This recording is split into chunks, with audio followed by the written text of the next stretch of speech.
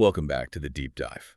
We're plunging right into, well, a truly astonishing story developing in Nepal today. Yeah, it's pretty incredible stuff. We're talking about a 36-hour revolution. Yeah. And get this, spearheaded mostly by Gen Z. Imagine that. The whole government basically overturned super fast and apparently mainly using digital media. Right, and our sources for this, a series of blog posts from Democracy for Nepal, they're actually calling it an extraordinary revolution in world history. Some even say a world record. A world record. It just shows, I guess, the power and speed of, a generation that grew up online. Well, and that speed, the sheer velocity, is key here. Plus, the way they did it. How so? These sources really stress that this wasn't like a slow burn protest movement. It was immediate, decisive, and importantly, they say it was not borrowed from other countries. Ah, okay, so homegrown. Exactly. Something Gen Z created it with their own will and strength, that self-driven part, plus the crazy short timeline, 36 hours. It really makes it a pretty unique case study in politics right now. That really is a vital distinction. And the stakes, they couldn't be higher, right? We're looking at what happens right after a dictatorial government is just gone, toppled. But this deep dive, it isn't just about the revolution itself, as amazing as that is. It's about what they're proposing next. Which is where it gets even more interesting, arguably. Right. These really bold, you can even say radical ideas for an interim government, a whole new constitution, and a fundamentally different way of running the country politically and economically. It's like a blueprint for a future that honestly feels pretty different from anything you usually see proposed, especially this quickly after an upheaval. It really sounds like a society at a major turning point. They're not just asking for new leaders, are they? It's like they want a complete structural overhaul. That's exactly the picture painted by these Democracy for Nepal posts. The focus is squarely on creating a, quote, corruption-free Nepal. That seems to be the driving force. So our mission today really is to unpack the why and the how behind all these revolutionary suggestions. We're going straight to the details laid out by the movement itself, according to these blog posts. Trying to understand their vision. Exactly. So what does this mean for you listening? Well, hopefully this deep dive gives you a kind of shortcut to understanding a pretty unique moment in, modern political history. Yeah, it's not just about Nepal. Right. It's not just the facts of what happened, but maybe it sparks some of those aha moments, Thinking about how societies can react when things like corruption get really deep-seated, pushing people to the edge. It's definitely a compelling case study. Radical, fast change. Challenges a lot of the usual ideas about how political shifts happen. Okay, so we set the stage. It's clearly an audacious moment. Let's unpack this incredible story, starting with what our sources call the spark, Gen Z and the 36-hour revolution. Right, the beginning. The Democracy for Nepal sources, they paint this really vivid picture. They keep calling it the unprecedented uprising. We're talking, again, a 36-hour uprising. Gen Z occupied the streets, and this is the amazing part, toppled the dictatorial government in just 2 days. 2 days. 2 days. The speed is just mind-blowing. Yeah. And the emphasis on digital media being the main tool, that feels incredibly significant to me. This wasn't some, traditional planned-out campaign. No, and it's really important to see how the sources frame it. They explicitly say this is an extraordinary revolution in world history, even a world record. They want to be crystal clear. This movement was self-driven by Gen Z. Not imported. Right. Created with their own will and strength, not just, copying something from somewhere else. The significance of 36 hours. Well, it says a lot about the level of public anger just waiting to boil over. Definitely. And also about how incredibly efficient digital communication can be now. For a huge political shift like this to happen so fast, it suggests almost instant mobilization, people coming together really quickly. Digital media just makes that possible in ways we haven't seen before. That kind of speed, it almost implies they bypassed all the traditional ways of organizing, doesn't it? Seems like it. When we talk about digital media here, it sounds less like established parties or even planned activist groups and more like, decentralized online communities just acting. Yeah, think about things like instant messaging, stuff going viral, live streams. Right, getting instructions out, rallying cries. All those tools let people act together incredibly quickly, maybe even dismantling the old power structure before it really knew what hit it. That's a critical point, isn't it? It shows a real shift in power dynamics. A younger generation, totally comfortable with digital tools, they can just go around the established political channels to make change happen. And the ability to get messages out and amplify them so fast, it could let protests swell up and maybe just overwhelm the government's ability to respond before they can properly counter it. This rapid, almost like spontaneous coming together of public anger. It's a clear signal of how deep the frustration must have been. Just waiting for a spark, and the digital world provided the means. It crammed what might have taken weeks or months into just hours. And the target of this lightning-fast revolution wasn't narrow at all. It went way beyond just getting rid of one person. Oh, yeah. The sources are really explicit. They say the revolution aimed to dissolve this government, this parliament, this constitution, and even local bodies, like the whole thing. It's framed as a complete systemic overhaul, wiping the slate totally clean, not just changing who's in charge. So why? Why such a sweeping rejection of everything? Well, the Democracy for Nepal sources, they don't mince words. They say flat out that corruption has discredited democracy, the republic, and federalism alike. Wow. So it's not just a critique of leaders or policies. No, it's a full-on rejection of the entire institutional setup. The anger apparently runs so deep that the whole framework of how the country was run was seen as, like, tainted beyond repair. Making small fixes seem pointless. Exactly. Partial solutions just wouldn't cut it. And those direct quotes they use, this government is gone, this parliament is gone, this constitution is gone, and the local bodies are gone, they really hammer home that total rejection. It's a demand for a completely new way of doing things, not just reform. I get that. It sounds like they felt the whole political experiment up to that point had failed. And this wasn't a quiet transition either. The sources talk about the human cost. Yeah, that's a grim part of the story. They detail the government's cruelty on the first day of protests, which then led to loss of life and property on the second day. Specifically, they name the former leader, KP Oli, accusing him of having killed 40 people on the very first day, and then, maybe even more shockingly, still speaking in favor of those killings the next day. Which the sources describe as totally disconnected and showing barbaric cruelty. That detail is just stark. And absolutely crucial, wouldn't you say? It directly links the government's violent actions to the justification for throwing them out. Absolutely. The sources put the responsibility for the deaths squarely on the old government. It underlines the incredibly high stakes. That kind of brutality, and then apparently showing no remorse, that would absolutely pour fuel on the fire.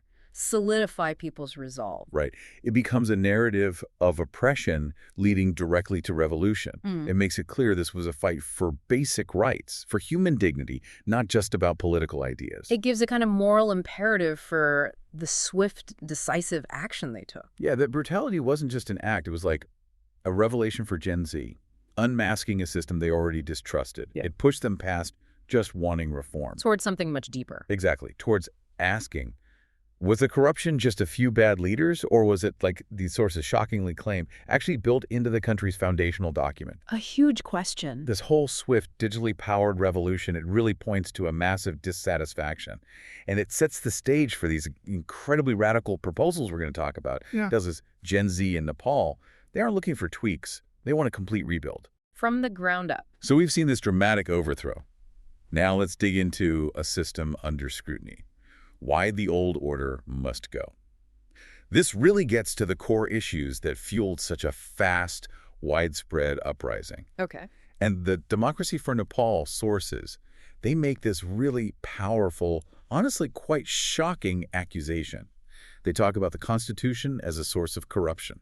Yeah, that's a heavy claim. It's crucial to grasp what they're saying here. They argue the Constitution was actually drafted precisely to institutionalize corruption, or, quote, written to institutionalize corruption. That's different. It's not just saying the Constitution allowed corruption to happen. Exactly. It's arguing corruption was baked into its design, like it was part of the purpose. Wow. That perspective implies the problem isn't just a flaw in the system, it is the system. And that framing is incredibly damning. It totally shifts the conversation away from reform towards complete replacement. That is a profound difference, yeah.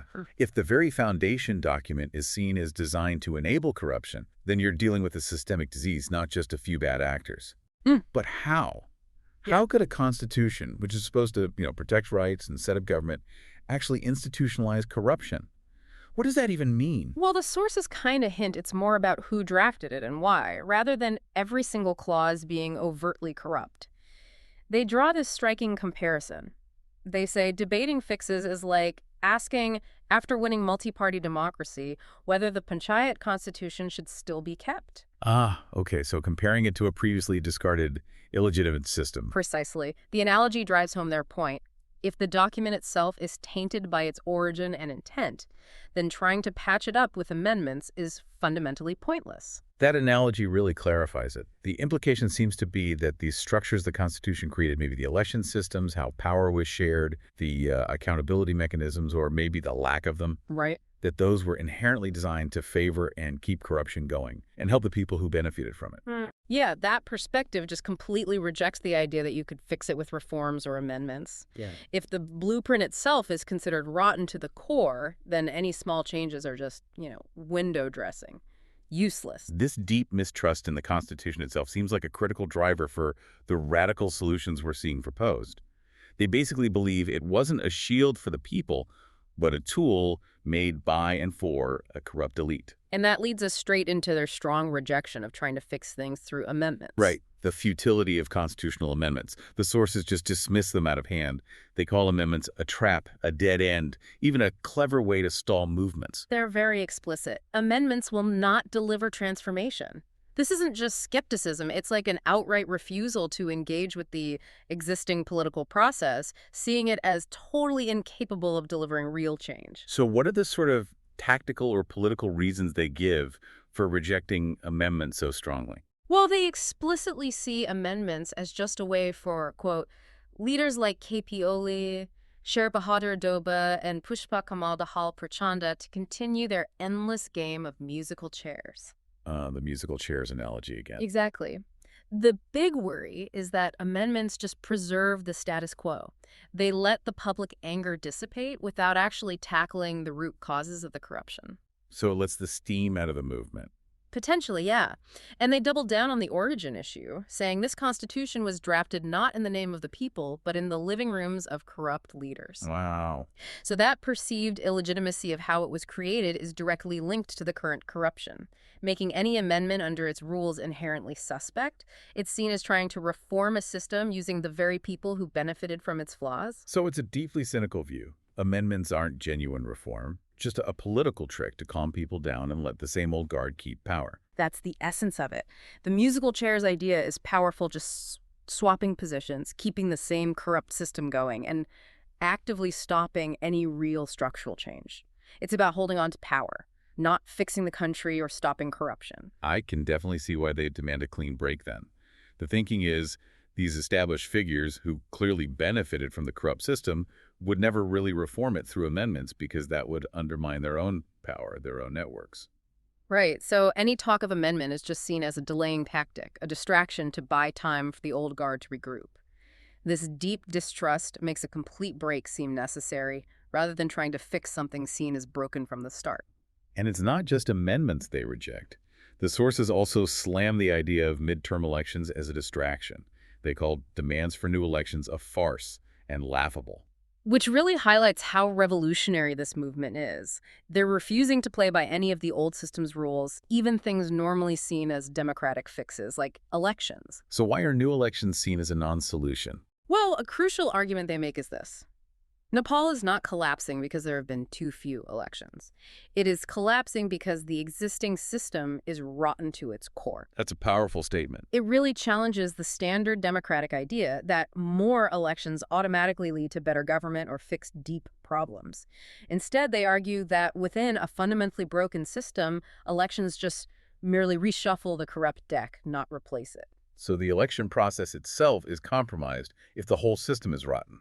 That's the implication. It's a deep questioning of democracy's tools when they're seen as being co-opted and made useless by a corrupt elite. So having another election would just be putting new faces on the same broken machine, changing nothing fundamental, just, like you said, shuffling a corrupt deck. Exactly. It wouldn't solve the core problem of systemic corruption. It would just continue the cycle of failure and public anger. That's a strong argument. The focus shifts completely from how often you vote to the integrity of the system you're voting in. Right.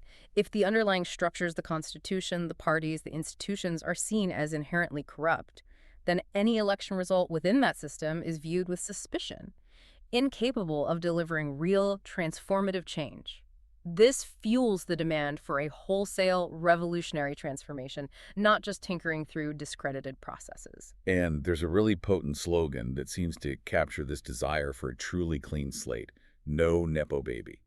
That slogan, it directly signals a desire for equality, right? And a clear rejection of favoritism, cronyism, inherited power, all that stuff. Yeah, the No Nepo Baby slogan clearly resonates because it hits on a widespread feeling that connections and family ties, not actual merit or skill, often decide who gets ahead, not just in politics, but across the board. Right, it's broader than just government jobs. Definitely. And this revolution explicitly wants to dismantle that kind of entrenched privilege and, quote, enshrine true equality for all. A strong call for a genuinely meritocratic society where opportunity is based on ability, effort, skill, not who you know or who your parents are. And that goes beyond just political jobs. It touches the whole social and economic structure. That's the idea. Targeting those unfair advantages based on family or influence, which are seen as breeding grounds for systemic corruption. That's a really powerful stand against cronyism and inherited privilege, which often lies right at the heart of systemic corruption, doesn't it? It does. If positions of power or influence or wealth are always filled by connected people, regardless of whether they're actually capable, then the system is inherently unfair, inefficient, and, yeah, prone to being exploited. This whole critique, it really lays the foundation for understanding just how radical the proposed solutions are. They're not just reacting to corruption, they're trying to imagine a world where it's basically designed out of the system. A fundamental reimagining. So, having torn down the arguments for the old order, the democracy for Nepal sources then shift gears. They don't just criticize, they lay out this incredibly detailed blueprint for what comes next. Yeah, the constructive phase. Let's get into the vision for a new Nepal. Interim government and radical transformation. And right at the center of this immediate rebuilding effort is one name, Balin. Balin Shah. But his proposed role, it isn't just political. It seems designed to basically cancel out the very system they just threw away. The first step, they say, is incredibly bold. Interim government under Balin's leadership. And it's presented as immediate and decisive. The sources state clearly the first step is this interim government, and his role can only be as the prime minister of an interim government. It's not just a suggestion, it's framed as the only way forward. And the language they use to describe him, it's pretty intense. It's incredibly powerful, yeah. Elevating him way beyond just a politician. They say, call him Lakshman, call him Balaram, call him Sheshnak. That is who Balin is. Through those figures. They're figures from Hindu mythology representing immense strength, unwavering loyalty, divine protection. It gives him this almost spiritual, unshakable authority, far beyond a typical elected leader. That's a really powerful symbolic move. But for listeners maybe not familiar with Nepal's politics, what makes him the chosen one for this transition, especially since he's currently the mayor of Kathmandu?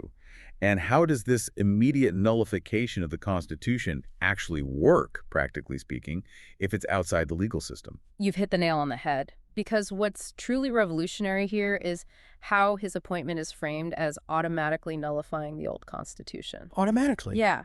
The sources flatly state there's no provision for the mayor of Kathmandu to become prime minister in the old rulebook.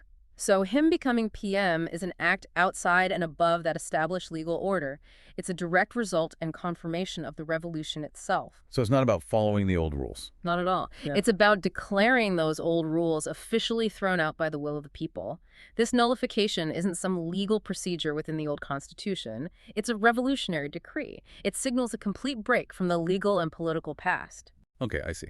By making the Constitution null through his appointment, the movement establishes a new foundation, free from the corruption and legitimacy problems of the old one. Exactly. It's a clear signal. We're not amending, we're not working within the old system. We're creating something entirely new, legitimized by the revolution. So his appointment is, in itself, a revolutionary act, showing the complete break. Yeah. And this interim government, it won't be the usual political mix, right? No, definitely not. The sources describe an 11-member technocratic cabinet. And here's the key anti-corruption part, it seems. The remaining 10 should not be affiliated with any political party. Right. Nonpartisan. They should be the most capable individuals in their respective fields chosen by Balin.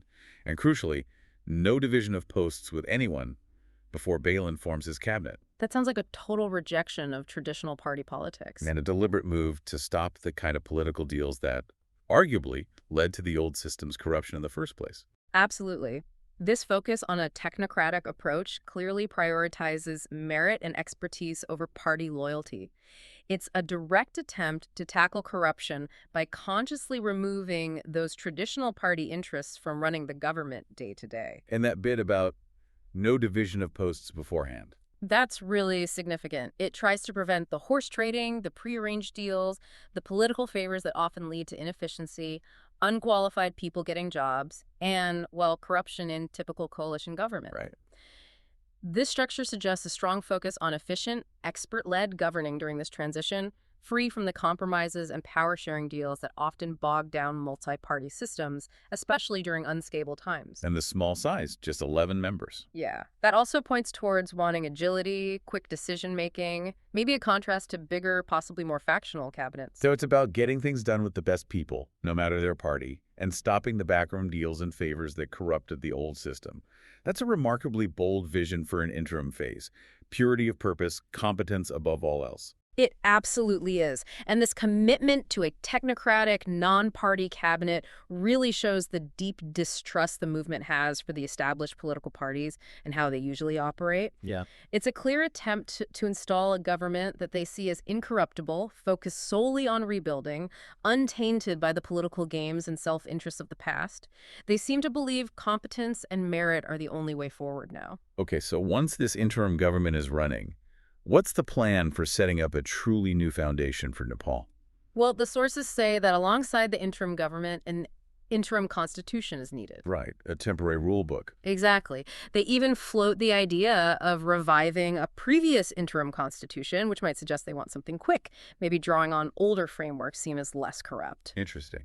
A shortcut, perhaps. Possibly, but the ultimate goal is very clear. Elections for a new constituent assembly within 12 months, 1 year. So, a very tight timeline.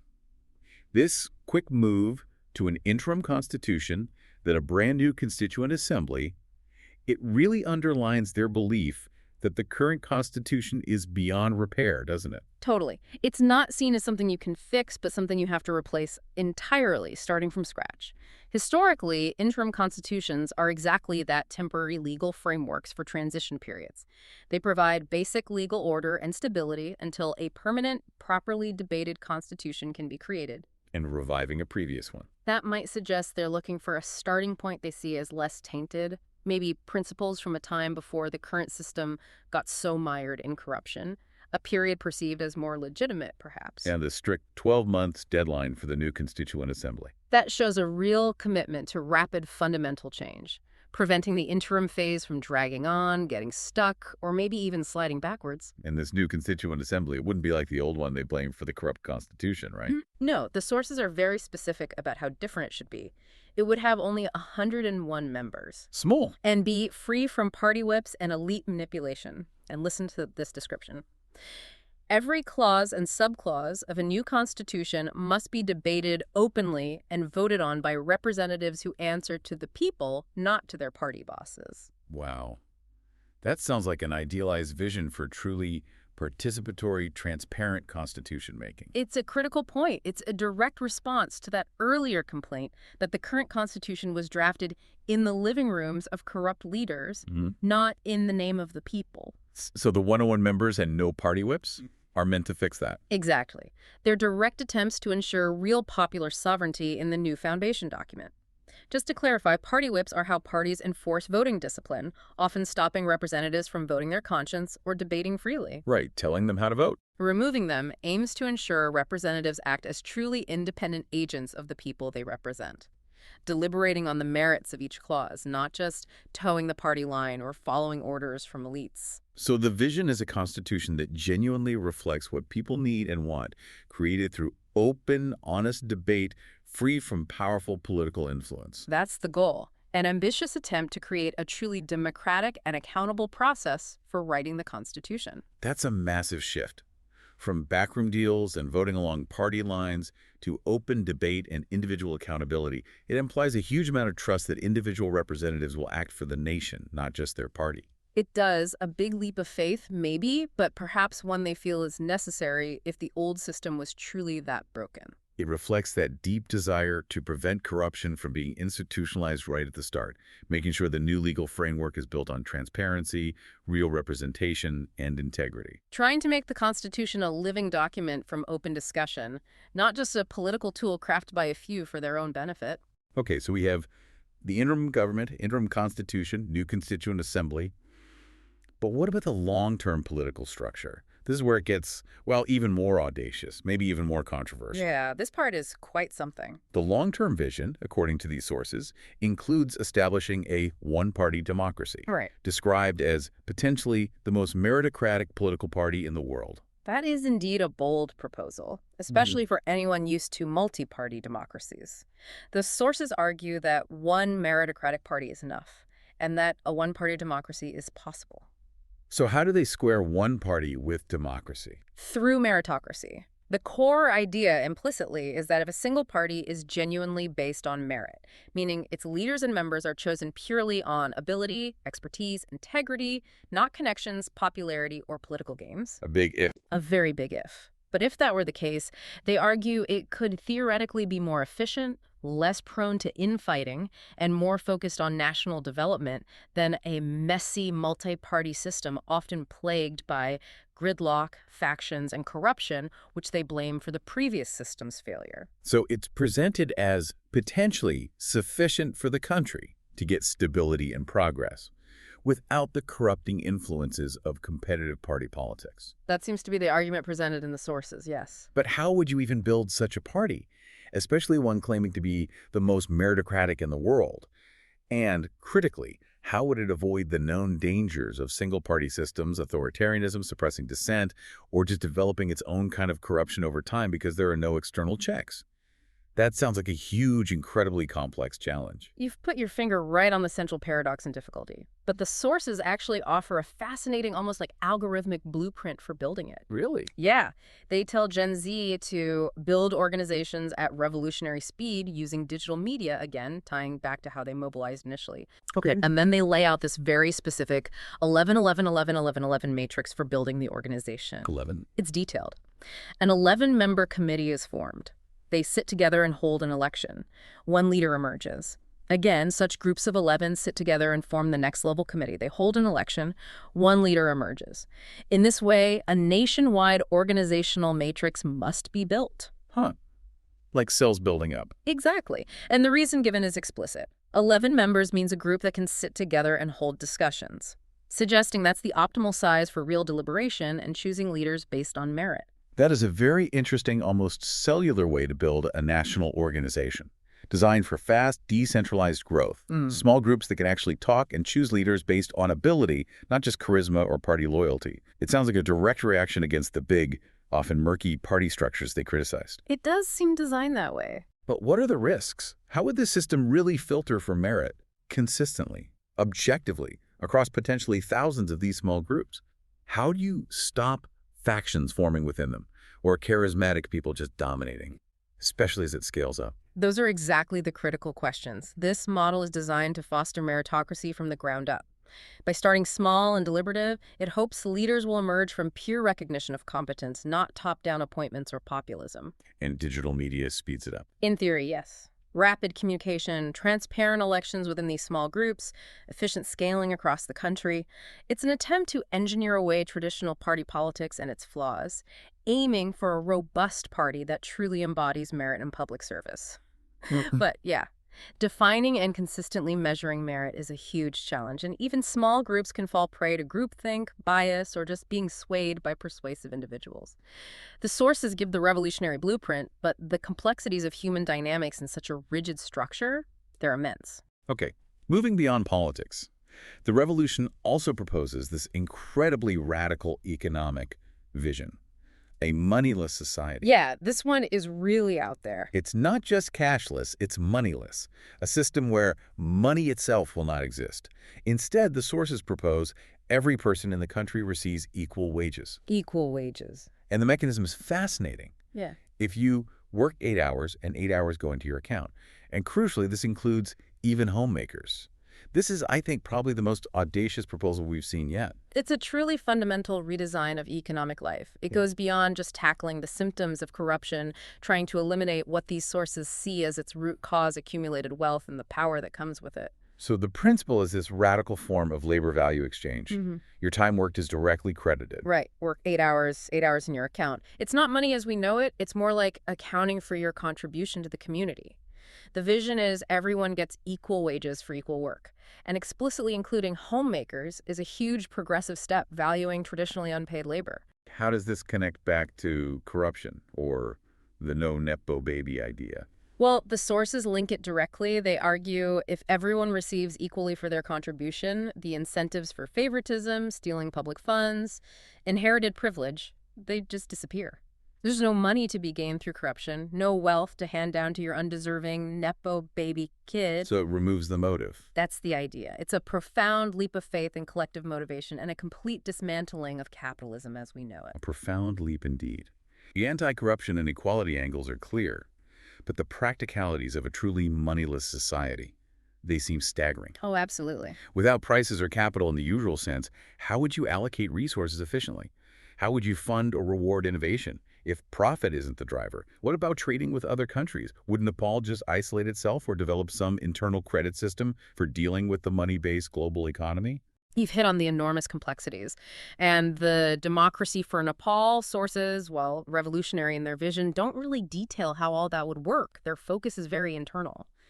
Creating a society where the reasons for corruption are designed away. So we have to infer how it might function. We could infer maybe a highly centralized planning system, decisions on what to produce and distribute based on societal need, not market signals. Innovation might be driven by community recognition, collective purpose, state research, totally separate from personal financial gain. It sounds highly idealistic. It is. It assumes a radical shift in human nature, a very high level of cooperation, things that have historically been very, very difficult for societies trying similar economic models. And that phrase connects it all. Right. No Nepo baby. Everyone will receive equally. It neatly links the economic idea to the revolutionary slogan, trying to engineer a society where economic gaps, which often fuel corruption and injustice, are just eliminated by removing the very tool of accumulation money. But yeah, the questions you raise about how it actually works, especially globally, those are the massive challenges. Fascinating. It's clear they're proposing not just political reform, but a fundamental re-engineering of society. A whole new blueprint for how humans organize themselves. A truly radical vision. As we dig deeper into this revolutionary plan for Nepal, it's clear Gen Z isn't planning to figure it all out alone. The Democracy for Nepal sources talk about guiding the revolution, key collaborations and exclusions. They point to very specific allies and also people who are explicitly kept out of this new order. Yeah, that's an important dimension. There's a clear call for Gen Z to engage in dialogue and cooperation with the Calkist Research Center. Yes. And it's framed as more than just an uprising. They're basically being told, you have toppled the government, now build the nation. This research center seems positioned as a vital ideological and practical guide for that nation-building process. And the name Kalkist, does that suggest anything? It might. Kalki, in some Hindu traditions, is an avatar expected to arrive at the end of a corrupt age, ushering in a new purified era. So the name itself could evoke this idea of transformation, maybe even a spiritual underpinning for the revolution. Interesting. Beyond the name, what's the center's practical role supposed to be? Are they providing policies, a philosophy, strategic advice? Well, the source implies deep intellectual guidance. It suggests the raw energy of Gen Z needs to be channeled by a specific, thought-out ideology. This makes the movement seem different from just, say, populist anger or spontaneous action without a plan. That distinction feels really important. So it's not just youthful energy running wild. There's supposed to be an intellectual or philosophical core providing strategic direction, making sure the new system is built on solid, corruption-proof foundations, not just improvised. Exactly. This partnership signals a commitment to a vision that goes beyond just protest. It aims for structured, principled reconstruction. It suggests a belief that revolutionary passion needs to be mashed with serious intellectual work to turn ideals into a workable societal blueprint. Like a think tank, providing the how-to for the revolution's what if. Okay, so that's the collaboration side. What about the other side, exclusions? Yes, there's a very clear exclusion of old generation leaders, and they specifically name one person. Ravi. Ravi Lemeshin. The sources don't specify the last name, just Ravi, but they're unequivocal. Ravi cannot be part of the interim government. Why not? What reasons do they give? Several. They call him a journalist and part of the old generation, pointing out he's crossed the age of 50. But it goes beyond age. They critique his competence, saying he does not have even a single ministry that he could competently run on the basis of knowledge. Ouch. And finally, the fact that he's already a parliamentarian also disqualifies him from this crucial transitional phase. Wow. That's a very pointed and comprehensive rejection. It really underlines their commitment to a complete break with the past, doesn't it? Absolutely. Sidelining someone like Ravi, even if he has public support, powerfully reinforces those meritocratic and technocratic ideals for the interim government. So it's not just about age. No, it's also about a perceived lack of specific knowledge and practical skill to run a ministry effectively. Plus, his connection to the existing parliamentary system, which the revolution just threw out, it sets a really high bar for joining the new government. Prioritizing technical expertise, specialized knowledge, and a clean break from the old generation and its political baggage, which they see as inherently corrupting. Exactly, although the sources do mention he can run in the Constituent Assembly elections a year later. So there's potentially a path back into the new political structure, just absolutely not into the transitional technocratic one that's meant to lay the pure groundwork. That's a very specific and strong rejection. It really highlights the desire for a government led by expertise and new faces, totally untainted by the system they just ousted. It's like saying familiarity and past political experience are liabilities now, not assets, at least for this critical first phase. It feels like an ideological purge, in a way, to ensure the purest possible start. It's a clear signal that this revolution isn't just about changing generations, but changing the fundamental criteria for leadership. The emphasis on knowledge and competence for running a ministry, not just political experience, really underscores the technocratic nature they envision for the interim government. A deliberate effort to cleanse the new system of anything linked to the discredited old order, ensuring the new guard isn't weighed down by past practices or loyalties. And all these demands, these radical proposals, they're backed by this incredible sense of urgency. The sources keep repeating this powerful call to action. Nepal must shut down until an interim government is formed under the leadership of Balin Shah. Yeah, that demand is hammered home multiple times. No room for negotiation.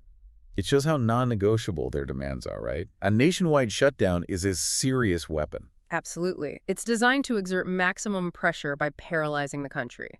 The sources stress that the major demands have not been met, and the movement must continue. They frame it as a fight for existence itself, demanding radical change, not cosmetic fixes. That language, fight for existence itself, is intense. It shows the depth of their resolve, their belief that anything less than total acceptance of their demands would betray the revolution's goals. It signals this generation is ready to endure major disruption and sacrifice to get the corruption-free Nepal they envision. So it's not just a suggestion, it's an ultimatum. Until an interim government is formed, Nepal will shut down. And the sources also urge them to intensify street protests and build organizations. It sounds like an ongoing, evolving struggle. Definitely. Not a one-off event. It's a full-spectrum revolutionary movement combining direct action on the streets with building the foundations for the new system at the same time. So keeping up the pressure while simultaneously constructing the alternative. It's a coordinated strategy. Mass mobilization, non-negotiable demands, and organizational building all happening at once. This comprehensive approach, moving from street power towards institutional power, really highlights the ambitious scale of this transformation and their deep conviction that only radical change can save the nation. This has been an absolutely incredible deep dive into what's been happening in Nepal, this 36-hour Gen Z-led revolution. Quite something. We've seen how fast a government was toppled, thanks mainly to digital media setting what sources called a world record. The sheer level of anger at the old system, described as one where the Constitution itself was supposedly drafted precisely to institutionalize corruption. That's just staggering. Yeah, and that led to completely rejecting amendments or new elections, seeing them just as distractions, part of that musical chairs game for corrupt leaders. And that critique paved the way for this vision for a new Nepal that is just breathtakingly ambitious. We talked about the immediate call for an interim government under Balin, a leader given almost mythical status whose appointment itself nullifies the old constitution. Supported by that 11-member technocratic cabinet, no party affiliations, chosen purely on merit, aiming for purity and competence. And that transitional phase, quickly moving to an interim constitution, then within just 12 months, a new constituent assembly.